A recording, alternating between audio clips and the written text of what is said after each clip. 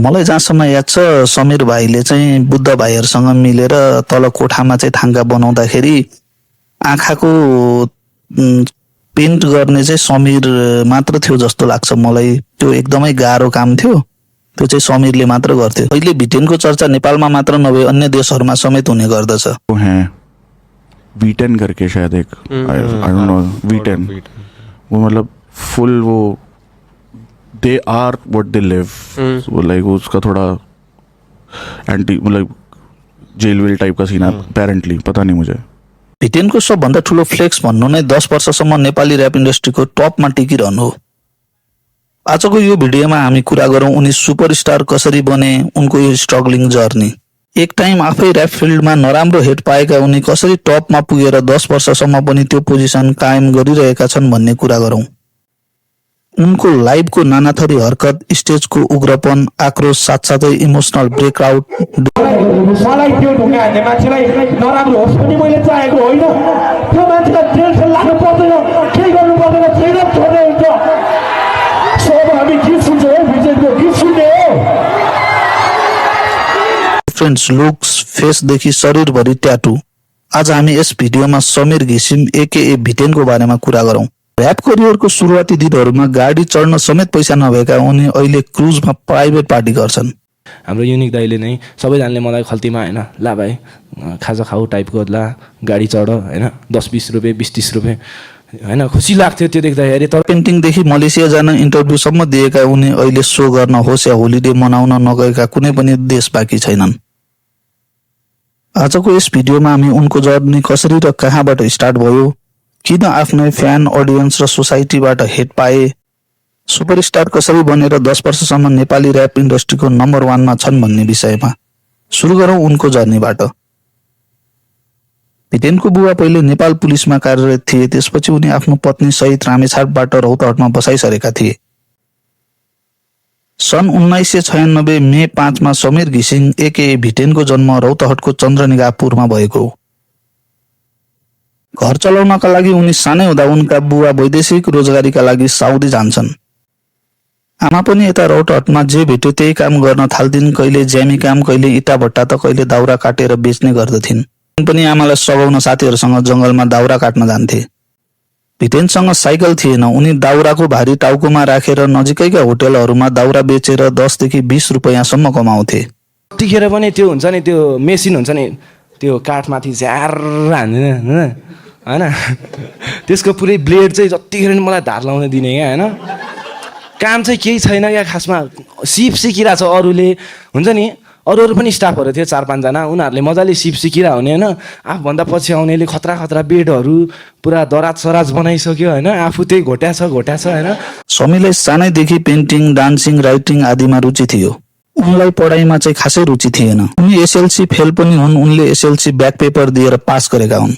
त्यसपछि उनलाई बुबाले काकासँग काठमाडौँ पठाइदिए। काठमाडौँ आएपछि भिटेनले काकाको थाङ्का पेन्टिङको स्कुलमा सिक्दै काम गर्न थाले। पेन्टिङमा प्यासन उनमा सानैदेखि थियो, त्यसैले थाङ्काको काममा राम्रो गर्दै जान थाले। तर उनको पढाइमा भने त्यति धेरै रुचि थिएन। कक्षा 11 मा 2 चोटिसम्म फेल भएका भिटेनको त्यस समयमा साथी सङ्गत पनि त्यति राम्रो थिएन। उनले साथीहरूको सङ्गतमा लागेर त्यतिखेर चुरोट गाँजाहरू पनि खान थाले। साथीहरूको सङ्गत र चुरोट गाँजामा लागेर बिस्तारै उनमा थाङ्का पेन्टिङको पनि रुचि कम हुन थाल्यो। साथीहरूको सङ्गतले गर्दा उनले कामका साथसाथै आफ्नो अङ्कल र आन्टीको साथ पनि गुमाउन थाले। अनि त्यहाँबाट मलाई निकाल्थ्यो होइन, अनि घरबाट पनि निस्किएँ क्या म क्या। अब काठमाडौँमा भनेको घर भने त्यही थियो होइन, म त्यहाँबाट पनि निस्किएँ क्या। अब कहाँ जाने भयो क्या, निस्किएँ क्या म होइन। मेरो झोलासोला फालिदियो बाटोतिर होइन, अनि एउटा डस्ना थियो त्यो पनि फालिदिएर क्या बिल्ला होइन। केही समयपछि फेरि आफ्नो दाइहरूसँग मिलेर थाङ्काको काम सुरु गर्न थाले। त्यति बेला चाहिँ उनले केही पैसा बचाएर घरमा पनि पठाउँदथे। तर त्यही बीच 72 सालको भूकम्प आयो, जसले गर्दा सबै काम रोकियो र उनी रौतहटै फर्किए। केही समयपछि भूकम्पको असर कम हुन्छ र उनी काठमाडौँ फर्किन्छन्। तर उनले काम गरिरहेको ठाउँ भने बन्द भइसकेको हुन्छ र त्यसपछि नयाँ नयाँ ठाउँमा काम सुरु गर्न थाल्छन्। बाहिर बस्दै गर्दाखेरि खर्च पनि बढ्न थालेपछि फेरि काकासँग नै बस्छन्। त्यति बेलासम्म चाहिँ एकदमै धेरै ऱ्याप सुन्ने, लेख्ने गर्न थालिसकेका थिए, या भनौँ उनी ऱ्यापमा एडिक्टेड नै भइसकेका थिए। अनि यसो हेर्छु सबजना भेट्या देख्छ होइन, ऱ्याप हाने देख्छ, आफूलाई अब हुन्छ नि मुख चिलाएर आइसक्यो क्या। अब कसलाई गएर भनौँ कसलाई गएर सुनाऊ टाइपको के कसैले न कसैले आएर ओइ ऱ्याप हान्न एउटा भन्दै नि हुन्थ्यो टाइपको के हुन्छ नि। यो ऱ्यापको एडिक्सनले नै उनले आफ्ना भोगाईहरू ऱ्यापको फर्ममा उतार्न थाले। समीर घिसिङलाई भिटेन नाम चाहिँ उनका साथीले राखिदिएका नाम हो। सो समीर घिसिङ वाज अ नाइस नेम होइन, एन्ड त्यो तपाईँको नाम चाहिँ V10 भयो। So what does that V10 stand for? त्यो यतिकै ग्याङ रिप्रेजेन्ट हो त्यो होइन, ग्याङले अब राख्दा नाम हो होइन। कुन चाहिँ ग्याङ हो त्यो? ग्याङ भन्नाले आफ्नो साथीहरू के, ओके, सो साथीको ग्रुप भने ग्याङ भइदियो। Okay okay group. सो त्यो V10 चाहिँ किन नै भयो? त्यो V11 हुन्थ्यो, V12 हुन्थ्यो। तपाईँ त अहिले जुन बेलामा सुरु गर्नुभएको थियो तपाईँ त्योभन्दा अलिकति बढिसक्नु भएको छ। सो तपाईँको नाम किन V11, V13, अब त V25 राखेको पनि हुन्छ होइन। So why that particular V10? त्यो पनि खासै त्यस्तो त्यसको पछाडि हेभी त्यस्तो कज त छैन होइन। अब यतिकै केटाहरूले राख्दै टिनेजमा अब त्यही कलेज पढ्न जाने बेला त्यही होइन 14-15 यस्तो वर्षको हुन्छ नि, त्यो टाइममा अब केटाहरूले यतिकै राख्दै सुन्दाखेरि खतरा लाग्दै होइन, ऱ्याप पनि सुरु गरिरह। बिस्तारै बिस्तारै उनी ऱ्यापरहरूको सर्कलमा घुलमिल हुन थाले। त्यति बेला उनीसँग बस चढ्ने भाडासम्म नभएर घन्टौँसम्म हिँडेर काठमाडौँको एक ठाउँबाट अर्को ठाउँमा जाँदथे होइन। माथि व्हाइट गुम्बाबाट पनि उतापट्टि रामकोट भन्ने ठाउँ थियो होइन, त्यहाँदेखिबाट म कहिले यता यो हुन्छ नि सुन्धारा यताउता कता कता आइदिनुहुन्थ्यो कि हिँड्दै हिँड्दै रमाइलो हुन्थ्यो कति। त्यसै बेला युनिक पोइन्टहरूले उनलाई खाजा खान र बस चढ्नका लागि भनेर पैसा दिने गर्दथे। साथीहरूले जीसीहरूले हाम्रो युनिक दाइले नै सबैजनाले मलाई खल्तीमा होइन ला भाइ खाजा खाऊ टाइपको, ला गाडी चढ होइन 10-20 रुपियाँ 20-30 रुपियाँ होइन, खुसी लाग्थ्यो त्यो देख्दाखेरि। भिटेनले मलेसियामा काम गर्नका लागि भनेर इन्टरभ्यू पनि दिन्छन् तर जाँदैनन्। उनका पेन्टिङसँगै ऱ्याप पनि गाउन थाल्दछन्। त्यस क्रममा 2015मा उनले आफ्नो पहिलो गीत रेकर्ड गराउँछन्, त्यो हो गरिबी, र यो PMST भन्ने च्यानलबाट अपलोड गर्दछन्। त्यही क्रममा 2017तिर उनको भेट गिरीश खतिवडासँग हुन्छ। Girish Khatiwada one of the सुरुवाती ऱ्यापर हुन् जसले नेपालमा ऱ्याप कल्चर भित्राएका थिए। 2017मा भिटेन लगायत अरू नयाँ ऱ्यापरहरूसँग गिरीश खतिवडाले एउटा भ्लग बनाएर हाल्दछन्। यसमा उनले चुरोट भन्ने ऱ्याप गाउँछन्।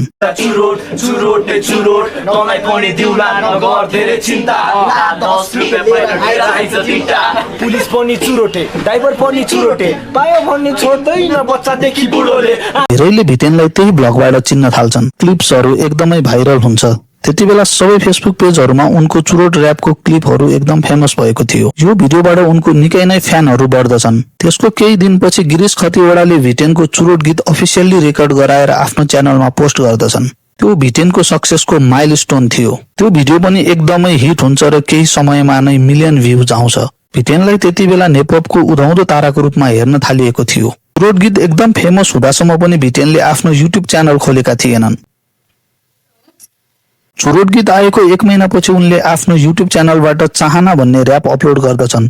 त्यसले पनि राम्रो रेस्पोन्स पाउँछ र त्यसपछि भिटेनले आफ्नो गीत मार्फत आफ्नो जीवनका कथा र भोगाईहरू सुनाउँछन्। आफ्नो बुबाले गरेको सङ्घर्षदेखि लिएर बहिनीको पीडाहरू सुनाउँछन्। भिटेनको गीतहरूमा आफ्नै कथा र सङ्घर्षहरू हुन्थ्यो, साथसाथै समाजमा भइरहेको घटनाहरूको आक्रोशहरू पनि हुन्थ्यो। भिटेनको लाइफको अर्को ब्रेक थ्रु हुन्छ लाउरेको फेसन गीतबाट। यसको केही समयपछि उनले मान्छे खतम भन्ने गीत रिलिज गर्छन्। त्यसपछि 2018मा सिमसिमे पानी भन्ने म्युजिक भिडियो आउँछ र त्यो गीत सजिलै ट्रेन्डिङमा जान्छ।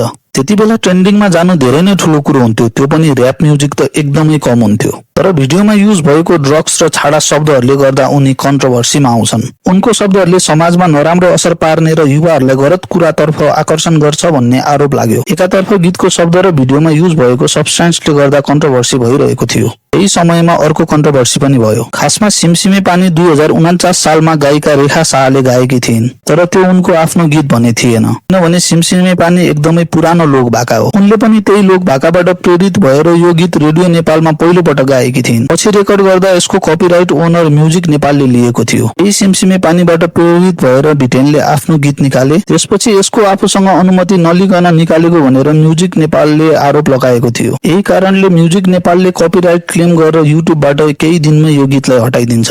भिडियो डिलिट भएपछि भिटेनले त्यसलाई फिर्ता ल्याउनको लागि केही प्रयास गरेनन्, बरु अर्को गीत रेकर्ड गर्नतर्फ लागे। तर सिमसिमे पानी भिटेनको च्यानलबाट डिलिट हुनु अगाडि नै धेरैजनाले डाउनलोड गरिसकेका थिए। त्यो भिडियोलाई अरूले आफ्नो च्यानलबाट अनअफिसियल्ली अपलोड गरेका छन्, जसमा पनि मिलियन भ्युजहरू आएको छ। यही टाइमबाट अपशब्द भएको लिरिक्स र भिडियोलाई लिएर भिटेनलाई हेट आउन सुरु भएको हो। यही टाइममा उनलाई धेरै सोहरूको अफर आउँछ र सँगसँगै उनले अरू गीतहरू पनि रिलिज गर्दछन्। यी बेला एउटा गीत आउँछ यस्तै त हो नि ब्रो। हामी यस्तै त हो नि ब्रो, जहिले यस्तै त हो नि हो, हामी यस्तै त हो नि ब्रो, जहिले यस्तै त हो नि हो, हामी यस्तै त हो नि ब्रो। यो गीत रिलिज पछि उनको पुलिससँग पहिलो इन्काउन्टर हुन्छ। साथसाथै अडियन्सको भने धेरै नै माया पाउँछन्। टेनलाई हेट उनको सुरुवाती करियरदेखि नै आउन थालेको हो। फर्स्टमा धेरै ट्रोल चाहिँ सिमसिमे पानी भन्ने गीत आएपछि हो। त्यति बेला उनको ट्रोलिङ फेसबुकमा मात्र नभएर लाइभमा पनि हुने गर्दथ्यो। टेनले उनको फर्स्ट फेमस गीत चुरोटदेखि नै प्रहरीलाई प्रहार गरेका हुन्। कप्सको भेन आयो 81 सरर, डर लाग्न थाल्यो मेरो जिउ काम्यो थरर, रातको बेला परे कप्सको फेला भन्यो गजडी खाते त कस्तो केटा, होइन सर म त चुरोट खान आएको। उनको 17-18 वर्षको उमेरदेखि नै पुलिससँगको सम्बन्ध भने राम्रो थिएन। प्रहरीले हिपहप आर्टिस्टलाई नराम्रो व्यवहार गरेको उनले अनुभव गरेका छन्। उनले आफ्नो छातीमा प्रहरीलाई टार्गेट गरेर ट्याटु पनि हानेका छन्, the criminal cup killing the hip hop. यसले पनि उनको प्रहरी प्रतिको आक्रोश र उनको नजरमा प्रहरीले हिपहप आर्टिस्टमाथि गर्ने व्यवहार र हेट देखिन्छ। उनको यस्तै त हुने ब्रोमा उनले प्रहरीमाथि यो गीतले युट्युबमा नेपाली हिपहपको धेरै नै रेकर्डहरू ब्रेक गरिरहेको थियो। त्यही बीच भिटेनले नेपाल पुलिसको युनिफर्म लगाएर गाँजा खाँदै गरेको फोटो सोशल मिडियामा पोस्ट गर्छन्। यो फोटोले पुलिस डिपार्टमेन्टलाई ट्रिगर गर्यो। यतिसम्म सहेर बसेको नेपाल प्रहरी अब एक्टिभ हुन्छ र उनलाई 3-4 महिना पुरानो गीत देखाएर एरेस्ट गर्छ। यति बेलासम्म सरकार पनि भिटेनको विरुद्धमा भइसकेको हुन्छ। उनलाई प्रहरीले समात्ने कुरामा सरकारको पनि सहमति हुन्छ। यति बेलाका सरकारका प्रवक्ता गोकुल बास्कोटाले भिटेनलाई टार्गेट गरेर यतिसम्म भनेका थिए, पुलिसले भिटेनलाई लामो समयसम्म थुनाउने तयारी, तर उनी पक्राउ पर्ने बित्तिकै उनका फ्यानहरूले पक्राउको विरुद्धमा आवाज उठाउन थाल्छन्। भिटेनले पनि माफी मागेर भिडियो हटाइदिन्छन्। ननिस्किने अझ सिचुएसन त्यस्तो क्या, भनेको शनिबार शुक्रबार बिहिबार पछि होला, शुक्रबार निस्केन भने शनिबार छुट्टी, आइतबारदेखि तिहारको छुट्टी क्या, हप्ता 10 दिन। पछि उनलाई पुलिसले यस्तो गीत नगाउने शर्तमा 1 दिन मात्र थुनामा राखेर भोलिपल्ट छोडिदिन्छ। तर पनि प्रहरी र भिटेन बीचको झगडा भने यत्तिकैमा सकिँदैन। न त भिटेनले प्रहरीलाई टार्गेट गर्न छाड्छन्, न त पुलिसले उनलाई टार्गेट गर्न बन्द गर्दछ। 2019 को डिसेम्बरमा भिटेनले भक्तपुरको एउटा फंक्सनमा परफर्म गर्नेवाला थिए। भिटेनलाई हेर्न र सुन्न त्यहाँ हजारौं फ्यानहरू आउँछन्। आयोजकहरूले पनि यति धेरै भिड हुन्छ भन्ने सोचेका थिएनन्, जसले गर्दा त्यो अनुसारको तयारी नभएको भन्दै क्राउड कन्ट्रोल गर्न गाह्रो हुने भएकोले भिटेनको परफर्मेन्स क्यान्सल गर्नको लागि आयोजकलाई प्रहरीले अनुरोध गर्दछ। स्टेज चढिसकेपछि भिटेनलाई गीत नगाउन भनेपछि उनी धेरै नै रिसाउँछन्।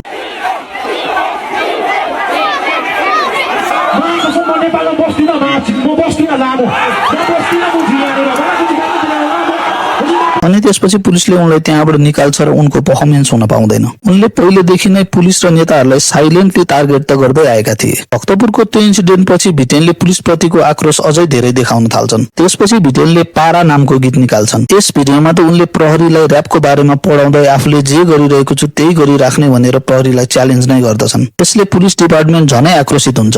समात्नका लागि साइबर ब्युरोले मुद्दा चलाउनको लागि चिठी पठाउँछ। यो खबर जब भिटेनले थाहा पाउँछन् त्यसपछि उनले हाइकोर्टमा आफूलाई प्रहरीले एरेस्ट गर्न सक्छ भनेर त्यसको विरुद्धमा रिट निवेदन दिन्छन् र हाइकोर्टले भिटेनलाई पक्राउ नगर्न आदेश दिन्छ र प्रहरीले भिटेनलाई समात्न नपाउने हुन्छ। त्यो टाइममा उनलाई सबैतिरबाट हेट आइरहेको थियो। उनको धेरै ट्रोलिङ चाहिँ सिमसिमे पानीबाट आउन सुरु भएको, तर उनको ट्रोलिङ फेसबुकमा मात्र सीमित भएन।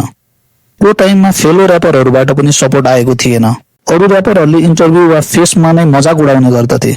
एक टाइममा त उनका फ्यानहरूलाई छप्री बुल्सको टी सर्ट लगाउने भनेर मिम्स नै आउँथ्यो। यही टाइममा पुलिसले गीत पनि हटाउन लगाउनु, चौकीमा हातपात गर्नु र कन्सर्ट गर्न रोक्नुदेखि लिएर कन्सर्टमा ढुङ्गा हानिनु। जस्ट इमेजिन त्यो अवस्थामा के फिल भएको थियो होला। त्यो अवस्थामा जस्तो सुकै मान्छे पनि ब्रेकडाउन हुन्छ। एउटा आर्टिस्ट पोखरामा आएर स्ट्रिट फेस्टिभल हुनु अवश्य पनि राम्रो होइन। तपाईँले नराम्रो काम गर्नु भएकै हो है, जसले गर्नुभएको उहाँलाई हाम्रो प्रहरी दाजुहरूले समातिसक्नु भएको छ। कृपया मलाई त्यो ढुङ्गा हान्ने मान्छेलाई नराम्रो होस् पनि मैले चाहेको होइन। त्यो मान्छेलाई टेन्सन लाग्नु पर्दैन, केही गर्नु पर्दैन, फ्रिडम छोड्ने हुन्छ। सपोर्ट भन्दा पनि बिल्ला उडाउने र कन्सर्टमा डिसरेस्पेक्ट सहनु परेको यो टाइममा उनलाई सबैतिरबाट हेट आइरहेको थियो। यस्तो बेला जस्तो सुकै स्ट्रङ मान्छेको पनि ब्रेकडाउन हुने नर्मल कुरा हो। उनले र्यापको लागि आफ्नो लाइफ नै दिएका थिए। उनीसँग र्याप बाहेक अरू कुनै अप्सन नै थिएन। अहिले चाहिँ भिटेनको हेट अलमोस्ट सकिसकेको अवस्था छ। धेरै र्यापरहरूले भिटेनलाई आइडल मान्छन् र लाखौं फ्यानहरूले उनलाई माया गर्छन्। भिटेनले हेटसँग लड्न छाडेनन् र उनले हरेक पेनलाई आर्टमा कन्भर्ट गर्दै गए। पर्सनल लभदेखि heartbreak, fans love and hate, पुलिसहरूले गरेको नराम्रो व्यवहार होस् या र्यापरहरूले गरेको हेट, अब कुरा गरौँ भिटेन किन र कसरी ऱ्याप इन्डस्ट्रिजलाई यहाँसम्म ल्याउनमा एकदम महत्त्वपूर्ण व्यक्ति बने र 10 वर्षदेखि नेपपको नम्बर 1 कसरी टिकिरहे भन्ने विषयमा। भिटेनले आर्ट्सको कुनै बााउन्ड्रिज हुँदैन र त्यसैले आर्टिस्टलाई पनि फ्रीली काम गर्न दिनुपर्छ भन्दै आएका छन्। भिटेनले पहिलेदेखि नै आउट अफ बक्स गएर धेरै कुराहरू नेपाली ऱ्याप इन्डस्ट्रीमा फर्स्ट टाइम इन हिस्ट्री गरेका छन्। उनले मान्छे खत्तममा स्टोरी टेलिङ प्रयोग गरेका थिए। त्यो स्टोरी टेलिङ गर्ने कुरा धेरैले मन पराए। उनले लाउरेको फेसन गीतमा sample beet first time use गरेर गीत निकालेका थिए। लाउरेको फेसनमा उनले बाँझो खेतमा गीतको स्याम्पल युज गरेका हुन्। उनले स्टेज पर्फर्मेन्स गर्दा अहिले पनि यो गीत गाउने गर्छन्। सिमसिमे पानी पनि उनले स्याम्पल बिट प्रयोग गरेर नै निकालेका हुन्। उनले सिमसिमे पानी गीतको म्युजिक भिडियोमा नेपपको हिस्ट्रीमा नै पहिलो पटक डान्सर र आफू समेत कोरियोग्राफी गरेर डान्स गरेका थिए। यो भिडियोबाट नेपाली ऱ्याप इन्डस्ट्रीमा रेभोल्युसन नै आएको थियो। त्यति बेलाबाट भिटेनले म्युजिक भिडियो सिनलाई मेन स्ट्रिममा ल्याउन थालेका हुन्। त्यो समयमा नेपाली ऱ्यापरहरूको धेरै बजेटको भिडियो आउँदैन थियो। त्यसैले गर्दा पनि धेरै फ्यानहरू भिटेनको भिडियो हेर्नको लागि धेरै नै एक्साइटेड हुन्थे। एभ्री गीतमा नयाँ के आउँछ भन्ने एक्साइटमेन्ट फ्यानहरूमा हुन्थ्यो। उनको फर्स्ट टाइम मेलोडी गीत चाहिँ हाल खबर हो। टाइममा मेलोडी ऱ्याप पनि एकदमै नयाँ थियो। मेलोडीलाई मेन स्ट्रिममा ल्याउन पनि भिटेनको निकै नै ठूलो हात छ। 2021 मा उनले अर्को गीत रिलिज गरे क्रिमिनल। यसमा उनले अटोट्युन पनि युज गरेका थिए। त्यति बेला धेरैले यसको विरोध र हेट गरे पनि त्यो गीत अहिले उनको one of the hit song भएको छ। सुरुदेखि नै भिटेनको धेरै गीतहरूमा सुरुमा हेट र केही समयपछि सबैको फेभरेट हुन्छ। उनको च्यानललाई हेर्दा पनि थाहा हुन्छ उनी कति भर्सटाइल छन् भन्ने, उनको गीतहरूमा कति धेरै भेरिएसन छ भन्ने। भिटेनको सक्सेसको सिक्रेटको कुरा गर्दा पनि अहिलेको भर्जन भन्दा पनि उनको स्ट्रगलिङ र ग्रोइङ फेजको भर्जनलाई हेर्नुपर्छ। अहिले त उनले आफूले चाहेको अचिभ गरिसकेका छन्। उनको राम्रो अमाउन्टमा फ्यान फलोइङ छ। ग्रोइङ फेजमा भिटेनको सबैभन्दा फोकस थियो कन्सिस्टेन्सी। जस्तोसुकै बाधा अवरोध आए पनि गीत आउन कहिले बन्द भएन। चाहे पुलिस केस होस् या गीत हटाउन लगाए पनि उनले अर्को गीत निकालिरहे। जस्तोसुकै बाधा अवरोध भए पनि उनको गीत आइरह्यो अनि जुनसुकै गीत गाए पनि उनको सबै गीतहरू हिट नै भइरहे। भिटेन अहिलेको नेपाली ऱ्यापको मेन फेस नै हुन्। भिटेनलाई देखेर सिक्ने ऱ्यापरहरू धेरै छन्। कतिले त भिटेनको गीत कभर गरेर नै ऱ्याप गर्न सिकेका हुन्। अहिले पनि धेरै ऱ्यापरहरूको आफ्नो गीतमा भिटेनको इन्फ्लुएन्स देख्न पाइन्छ। भिटेनको इन्फ्लुएन्स नेपाली ऱ्यापरहरूमा मात्र नभई धेरै इन्डियन ऱ्यापरहरूमा पनि त्यत्तिकै देख्न पाइन्छ। साले पनि एउटा पोडकास्टमा भिटेनको बारेमा कुरा गरेका छन्। नेपाली म्यूजिक किलर है, बहुत ही। उनका हिप हॉप सीन भी बहुत फाड़ है। I mean Yama Buddha, you know, have you heard of him? No, I haven't. Used to be a rapper, he died. वो like he is the OG. अभी भी एक दो हैं, V10 करके शायद एक, आई डोंट नो, V10। वो मतलब फुल वो they are what they live. वो लाइक उसका थोड़ा एंटी मतलब जेल वेल टाइप का सीन है अपेरेंटली, पता नहीं मुझे।